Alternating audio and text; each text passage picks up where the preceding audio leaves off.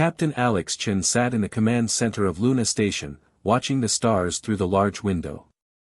It was a quiet morning, the kind where nothing important usually happened. The coffee in his cup was still hot, and he was reading reports about supply shipments when the emergency alarm started blaring. "Captain." Operator Tom Wilson called out from his station. "We have an urgent transmission coming in. It's from Ambassador Chris of the Zephyrian delegation." Alex put down his coffee and walked over to the main screen. "Put it through, Tom." The holographic display flickered to life, showing Ambassador Chris. The tall, blue-skinned alien looked terrible. His usually bright eyes were dim with worry, and his hands shook as he spoke. "Captain Chen, I need your help. Something terrible has happened." Chris took a deep breath before continuing. "Our Queen Vera has been captured by the Vortex Empire. They are going to kill her in 7 days." Alex felt his heart skip a beat. Queen Vera was not just any alien ruler. She was the one who had saved Earth from the Red Plague 5 years ago. When millions of humans were dying and Earth's doctors could find no cure, Queen Vera had shared Zephyrian medical technology freely. She asked for nothing in return, saying that helping others was simply the right thing to do. "Tell me everything," Alex said, his voice steady despite the shock. Chris nodded and began his story. 3 weeks ago, Queen Vera was traveling to the peace talks on Centauri Prime. The Vortex Empire attacked her ship near the Omega Nebula. They captured her and took her to their maximum security prison on Titan 7. "Why did they take her?" Alex asked. "The Vortex Emperor wants information from her. He wants to know the location of Earth and all human colonies. Queen Vera knows this information because of our alliance, but she refuses to tell them anything." Chris paused, his voice breaking slightly. "She would rather die than put your people in danger." Alex clenched his fists. The Vortex Empire was known throughout the galaxy for their cruelty. They conquered planets and enslaved entire populations. Earth had managed to stay hidden from them so far, mainly because Queen Vera had never shared their location with anyone. "What about your military?" Alex asked. "Can't the Zephyrian fleet rescue her?" Chris shook his head sadly. "Our fleet is scattered across 12 systems, trying to protect our colonies from vortex attacks. Even if we could gather them together, it would take weeks. The Emperor plans to execute Queen Vera in 7 days, during the Galactic Council meeting. He wants to show everyone what happens to those who oppose him." Alex stared at the screen, thinking hard. Queen Vera had saved millions of human lives. She had become a friend to humanity when most other species still saw them as newcomers to the galaxy. Now she needed help, and her own people could not save her. "There's more," Chris continued. "The prison where they're holding her is on Titan 7. It's built inside the gravity well of a collapsed star. Most species cannot survive the crushing gravity there. That's why the Vortex chose it. They think no one can mount a rescue mission. But humans might be able to survive it?" Alex asked, understanding where this was going. "Your species is much denser than most aliens. Your bones are stronger, your muscles more compact. If anyone could survive that gravity, it would be humans." Chris looked directly into the camera. "Captain Chen, I'm begging you. Will you help us save Queen Vera?" Alex did not hesitate. "Yes. I'll contact Earth Command immediately." After ending the transmission, Alex sat down and thought about what needed to be done. This would not be an easy mission to approve. Earth was still new to galactic politics, and many people would say it was too dangerous to risk human lives for an alien queen, even a friendly one. But Alex knew better. He remembered the Red Plague. He remembered watching his own sister get sick, watching her slowly dying while doctors could do nothing. Then Queen Vera's ships had arrived with the cure, and suddenly people were getting better. His sister lived because an alien queen cared about strangers. Alex opened a secure channel to Earth Command. General Lisa Park appeared on the screen within minutes. "Alex, what's the situation?" she asked. Alex explained everything Chris had told him. He talked about Queen Vera's capture, the impossible prison, and the 7-day deadline. When he finished, General Park was quiet for a long moment. "You know what Earth Council will say," she finally spoke. "They'll say it's too risky. They'll say we can't afford to lose ships and people for someone else's war. But General, Queen Vera saved us. She asked for nothing when she gave us the cure to the Red Plague. Millions of people are alive today because of her kindness." General Park nodded slowly. "I know, Alex. I agree with you. But convincing the council will take time we don't have." Alex had an idea. "What if we don't just ask the council? What if we ask everyone?" "What do you mean?" "Make it public. Tell everyone on Earth what's happening. Let people volunteer. Queen Vera is a hero to many humans. I think more people will want to help than you might expect." General Park thought about this. It was unusual, but these were unusual times. "All right, Alex. I'll arrange for a global broadcast in 2 hours. But remember, this has to be completely voluntary. We can't force anyone to go on this mission." 2 hours later, every screen on Earth showed General Park standing at a podium. Behind her was a picture of Queen Vera, the same one that had been used in textbooks when teaching children about the Red Plague cure. "Citizens of Earth," General Park began. 5 years ago, our world was dying. The Red Plague was spreading, and we had no way to stop it. Then Queen Vera of the Zephyrian Alliance came to us with the cure. She asked for nothing in return. She saved millions of lives simply because it was the right thing to do. The general paused, letting people remember those dark days. Now Queen Vera needs our help. She has been captured by the Vortex Empire and will be executed in 7 days. She is going to die because she refused to tell her captors where Earth is located. She would rather die than put us in danger. Pictures of Queen Vera's capture appeared on the screen, along with images of the Titan 7 prison. The rescue mission will be dangerous. The prison is built in a place where the gravity is so strong that most aliens would be crushed instantly. Only humans have the physical strength to survive there. We are asking for volunteers, people willing to risk their lives to save someone who saved us. General Park looked directly into the camera. This is not an order. This is a choice. But I believe Queen Vera deserves the same kindness she showed us. Anyone interested in volunteering should report to their nearest military base within 24 hours. The response was immediate and overwhelming. Within the first hour, over 50,000 people had shown up at military bases around the world. They came from every walk of life: soldiers, scientists, engineers, doctors, pilots, and ordinary citizens who remembered what Queen Vera had done for them.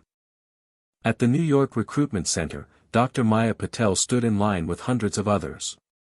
She was a physicist who had worked on new shield technology for spaceships. When the recruiter asked why she wanted to volunteer, she said simply, "Queen Vera saved my daughter's life during the plague. Now it's my turn to help her." In Los Angeles, former Special Operations Commander Ben Torres drove to the base without hesitation. He had lost his wife to the Red Plague before the cure arrived. Queen Vera's gift had come too late for his family, but it had saved countless others. He felt he owed her everything. In Beijing, strategic analyst Lin Zhang submitted her application online before driving to the recruitment center. She had studied the Vortex Empire for years and knew their weaknesses. This mission would need careful planning, and she wanted to be part of it. Similar scenes played out across the globe. In every major city, people lined up to volunteer. Some were experts in various fields, others were just ordinary people who wanted to help. What they all had in common was the memory of Queen Vera's kindness and the desire to return that favor. By the end of the day, Earth Command had received over 200,000 applications. The challenge now was not finding volunteers, but choosing the right team for such a dangerous mission. Captain Alex Chen watched the reports coming in from around the world. He smiled for the first time since receiving Chris's message. Humans had a reputation in the galaxy for being unpredictable and stubborn. Today, he was proud of both traits. In just 24 hours, an entire planet had decided to risk everything to save one alien queen who had shown them kindness. It was exactly the kind of response Alex had hoped for, and exactly the kind of thing that made humanity special in the galaxy.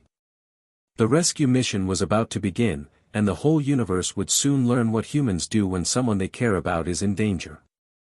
Queen Vera had saved Earth once. Now Earth would move heaven and stars to save her. 3 days after the global broadcast, Earth Command had assembled the most unusual rescue team in human history. Dr. Maya Patel stood in the main briefing room, looking around at the 50 volunteers who had been selected for the mission. They came from different countries, different backgrounds, but they all shared the same determined look in their eyes. Ben Torres reviewed the mission files one more time. The Titan 7 prison was unlike anything humans had ever attempted to infiltrate. Built inside the gravity well of a collapsed star, the facility was designed to be completely escape-proof. The gravity there was 12 times stronger than Earth normal, enough to crush most alien species instantly. "Listen up, everyone," Ben called out to the assembled team. "We've been studying the prison layout for 3 days straight. The good news is that our bones and muscle density should allow us to survive the gravity. The bad news is that it's going to be extremely difficult to move quickly or fight effectively." Lin Zhang stepped forward with a holographic display showing the prison structure. The facility has 3 main sections. The outer ring contains the guard quarters and control centers. The middle ring houses standard prisoners from various species. Queen Vera is being held in the inner core, which has the strongest gravity and security. "How do we get past their defenses?" asked pilot Sarah Kim, one of the youngest volunteers on the team. "That's where human unpredictability comes in," Lin explained. "The Vortex Empire has never fought humans before. Their battle computers are programmed to counter logical alien tactics, but they won't expect our more chaotic approach to warfare." Maya activated her tablet and showed the team her latest invention. "I've been working on something that might help. These are gravity compensation suits. They won't eliminate the crushing force, but they'll distribute it more evenly across your body. We'll still be slower than normal, but we should be able to move and function." The suits looked like standard space armor, but Maya had added special internal supports and pressure distribution systems. Each suit had taken her team almost 2 full days to complete. "We have enough suits for the entire rescue team," Maya continued. "I've also modified our ship shields to handle the gravity effects during approach. We should be able to get close enough to the prison without being crushed." Captain Alex Chen entered the briefing room carrying new intelligence reports. "I just received updated information from Ambassador Chris. The Vortex Emperor has moved up the execution date. Queen Vera now has only 4 days left instead of 7. A murmur of concern went through the room, but Ben quickly restored order. "That actually works in our favor. They won't expect a rescue attempt this early. Their guards will be less prepared." "There's something else," Alex continued. Chris managed to get a message to one of his contacts inside the prison. "Queen Vera isn't just sitting quietly in her cell. She's been organizing the other prisoners, inspiring them to resist their captors. The guards are having trouble maintaining control." Lin smiled at this news. "Perfect. An internal uprising will create exactly the kind of chaos we need to cover our infiltration." The next morning, the rescue fleet launched from Luna Station. 5 ships carried the 50-person rescue team toward the Titan 7 system. The journey would take 18 hours at maximum speed, leaving them with very little time to complete the mission. Dr. Maya traveled on the lead ship with Captain Alex and Commander Ben. She spent most of the journey making final adjustments to the gravity suits and shield systems. Every detail had to be perfect. One miscalculation could mean the difference between success and disaster. "Maya," Alex said during the final approach, "are you sure these suits will work under real conditions? We've only been able to test them in simulations." Maya looked up from her equipment. Honestly, Alex, I'm not completely sure. The gravity at Titan 7 is unlike anything we've encountered before. But the math checks out, and human physiology should handle the stress better than any other known species. Ben was studying the prison layout for the 100th time. The key is speed. We get in, find Queen Vera, and get out before they can organize a proper response. With the other prisoners causing trouble, the guards should be distracted. As they approached the Titan 7 system, the effects of the collapsed star became obvious. Space itself seemed to bend and twist around the massive gravitational field. The ship's instruments struggled to maintain accurate readings. "Beginning final approach," announced pilot Sarah Kim from the cockpit. "Everyone put on your gravity suits now. We'll be entering the outer gravity field in 10 minutes. The team quickly suited up. The gravity compensation suits were heavier than normal space armor, but Maya's design distributed the weight evenly. As they entered the collapsed star's influence, everyone felt the crushing force beginning to affect them. "This is incredible," whispered Tom Wilson, one of the communications specialists. "I can barely lift my arms, and we're still in the outer field." "Save your energy," Ben advised. "It's going to get much worse before we reach the prison." The Titan 7 prison appeared on their screens like a dark metal asteroid floating in the twisted space around the collapsed star. It was massive, large enough to hold thousands of prisoners. Guard towers and weapon emplacements covered its surface. "I'm reading approximately 300 vortex guards," reported scanner operator Lisa Park. "Most of them seem to be concentrated in the outer sections. The inner core where Queen Vera is being held has much lighter security. They're probably confident that the gravity alone will stop any rescue attempt," Lynn observed. "Let's prove them wrong." The approach to the prison was the most difficult part. The ships had to navigate through gravitational fields that constantly shifted and changed. Sarah Kim's piloting skills were pushed to their absolute limit as she guided the lead ship toward the prison's docking bay.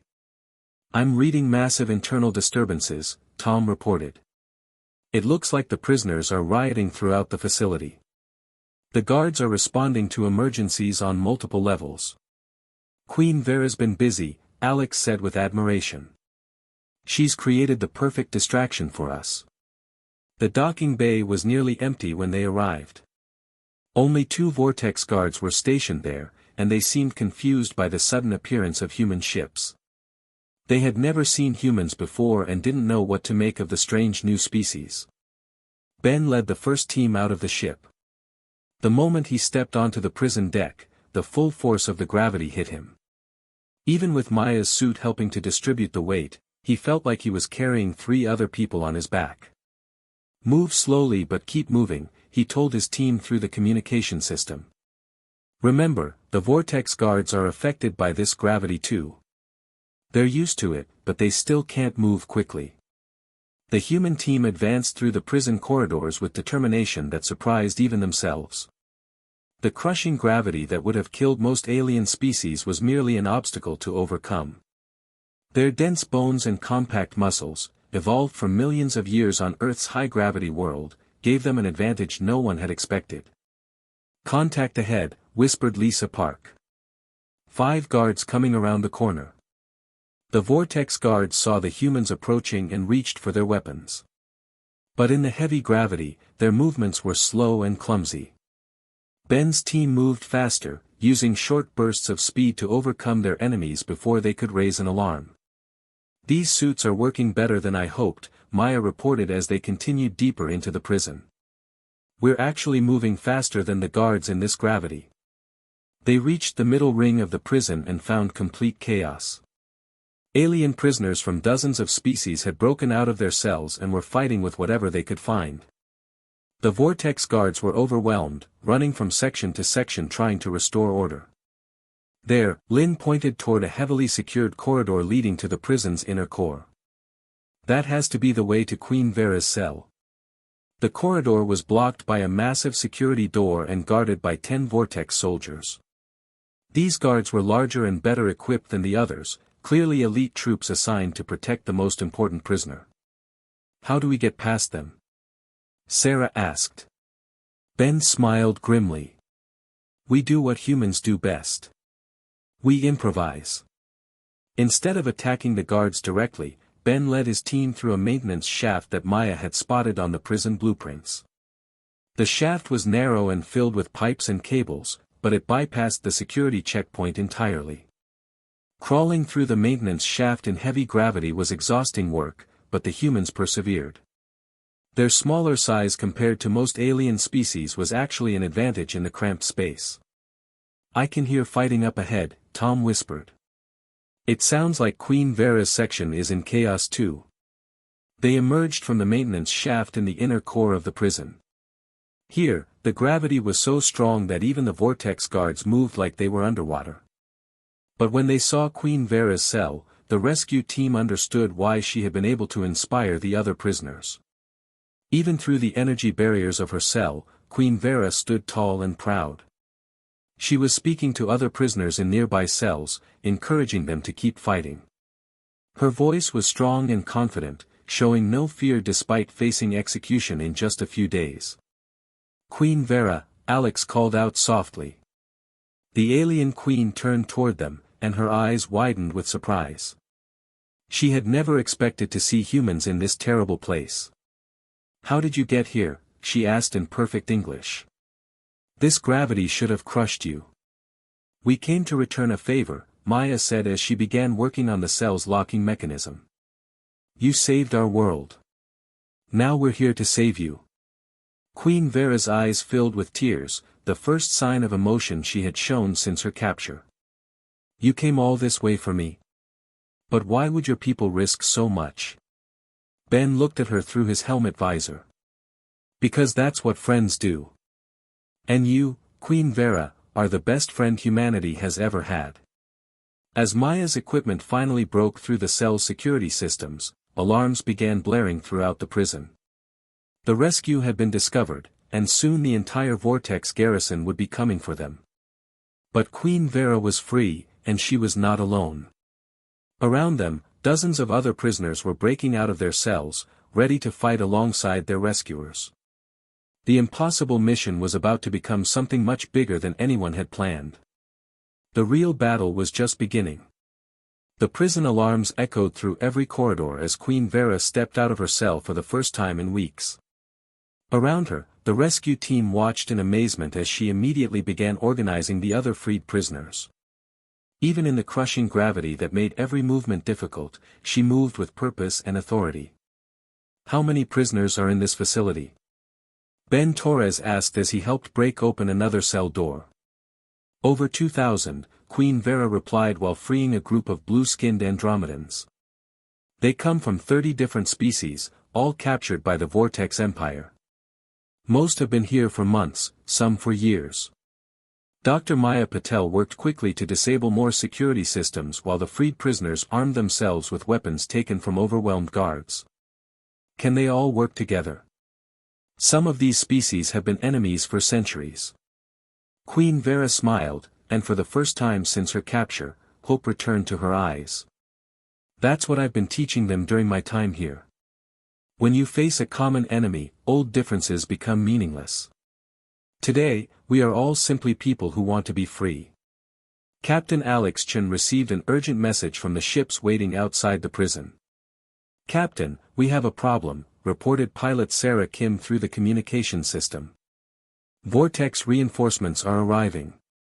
3 battleships just dropped out of hyperspace. How long do we have? Ben asked while helping a wounded prisoner from the Centauri system. Maybe 20 minutes before they can organize a full assault on the prison, Sarah replied. We need to evacuate now. But Queen Vera had other ideas. She climbed onto a broken security console and called out to the assembled prisoners in a voice that carried over the noise of battle. Friends, we have a choice to make.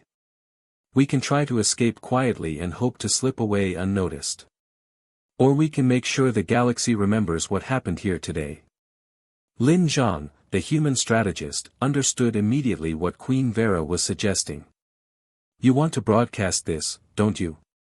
Let everyone in the galaxy see prisoners standing up to the Vortex Empire. Exactly, Queen Vera nodded. For too long, people have lived in fear of these tyrants. But look around you. Humans traveled across impossible distances and overcame impossible odds just to save one prisoner. If they can show such courage, why can't we all? Tom Wilson, the communications expert, was already working on hijacking the prison's broadcast systems. I can tap into their emergency channels. Every Vortex facility in this sector will receive the signal, and it will spread from there. Do it, Alex ordered. The whole galaxy needs to see this. Within minutes, Tom had established a live broadcast feed. Queen Vera stood before the camera with human rescuers and freed prisoners of dozens of species beside her. The crushing gravity that should have made them helpless instead made their defiance seem even more remarkable. People of the galaxy, Queen Vera began, her voice clear and strong. I am Queen Vera of the Zephyrian Alliance, speaking from inside the Vortex Empire's maximum security prison on Titan 7. I was captured and sentenced to death for refusing to surrender information that would endanger my allies. She gestured toward the humans standing beside her. These brave beings from Earth risked everything to save me. They traveled through deadly space and overcame impossible gravity because they believe friendship is worth any price. They have shown me, and now they show you, that we do not have to accept tyranny. The broadcast was being received across hundreds of star systems. On every vortex-controlled world, people stopped what they were doing to watch. They saw prisoners standing together, humans and aliens united against oppression. The Vortex Empire wants you to believe they are unstoppable, Queen Vera continued. They want you to think resistance is hopeless. But look at us. We are proof that unity is stronger than fear, that courage can overcome any obstacle. On the planet Rigel 7, a factory worker named Jorik watched the broadcast on a hidden screen. He had been planning a rebellion against Vortex overseers for months but had never found the courage to begin. Seeing Queen Vera's words and the mixed group of species standing with her, he finally knew it was time to act.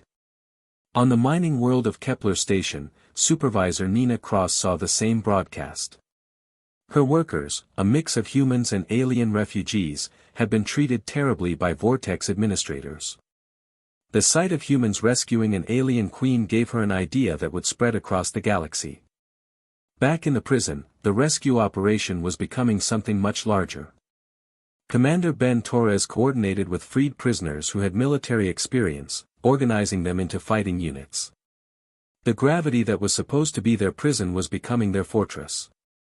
The Vortex reinforcements are having trouble approaching, Sarah Kim reported from the lead ship. The gravity field that protects the prison is also making it difficult for their large ships to maneuver. Our smaller human ships are much more agile in these conditions. Maya Patel had been studying the prison's power systems and made an important discovery. If we can overload the gravity generators, we can create a temporary null-gravity field. That would give us a huge advantage in any fight. How long would it take? Alex asked. Give me 10 minutes, Maya replied, already heading toward the main power core with a team of engineer prisoners who knew the facility's systems. Meanwhile, Queen Vera's broadcast was having effects far beyond what anyone had expected. Reports were coming in from across the galaxy of spontaneous uprisings on vortex-controlled worlds. The sight of different species working together had inspired others to overcome their own differences and unite against their oppressors. On the water world of Aquarius Prime, 3 different aquatic species that had been enemies for generations suddenly joined forces against their vortex overlords. On the desert planet Sahara 9, nomadic tribes that had never cooperated began sharing resources and planning coordinated attacks. Queen Vera, Tom Wilson called out excitedly, "You need to see this.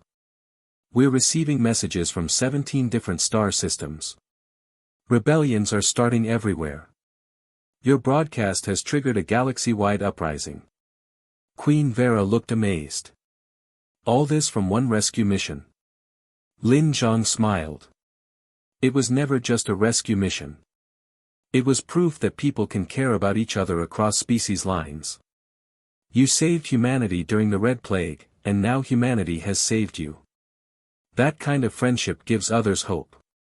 Maya's voice came through the communication system.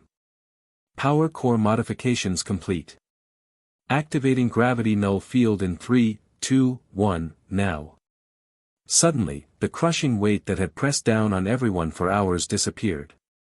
Prisoners who had barely been able to walk were now floating freely through the corridors. The advantage had completely shifted. The Vortex guards, who had relied on the gravity to slow down any resistance, found themselves facing opponents who could now move at full speed. Human training in zero-gravity combat became invaluable as Ben's team taught the other prisoners how to fight effectively in the null field. When the Vortex reinforcements finally reached the prison, they found something they had never expected. Instead of a few desperate prisoners trying to escape, they faced an organized army of different species working together under human and Zephyrian leadership. The battle was fierce but brief. The Vortex ships, designed for fighting other large vessels, could not effectively target the swarm of smaller craft and armed prisoners that poured out of the prison facility. Their computer systems, programmed to predict logical alien tactics, could not cope with the chaotic but effective human strategies. Within 2 hours, the entire Vortex garrison had surrendered. Queen Vera stood on the bridge of the captured command ship, watching as more ships arrived, not Vortex reinforcements, but vessels from the rebellions that had started across the galaxy. Your Majesty, Ambassador Chris's voice came through the communication system from a Zephyrian rescue ship that had just arrived. The uprising has spread to over 40 star systems. The Vortex Empire is collapsing. Their emperor has retreated to his home world and is asking for peace negotiations. Queen Vera looked at Captain Alex Chen and the other human rescuers who had made all of this possible. How did you know? How did you know that saving one person could change everything? Alex thought about it for a moment before answering. We didn't know it would change everything. We just knew it was the right thing to do. You helped us when we needed it most. We couldn't do anything less for you. 2 weeks later, representatives from over 60 species gathered on the neutral world of Haven Station for the first Galactic Unity Conference. The Vortex Empire had agreed to release all political prisoners and withdraw from occupied territories in exchange for peace. Their emperor, faced with rebellions throughout his empire, had no choice but to accept. Queen Vera stood at the podium to address the assembled delegates. Behind her was a banner showing the symbols of all participating species, with Earth's symbol prominently displayed alongside her own. Friends, she began, we gather here because we have learned an important truth.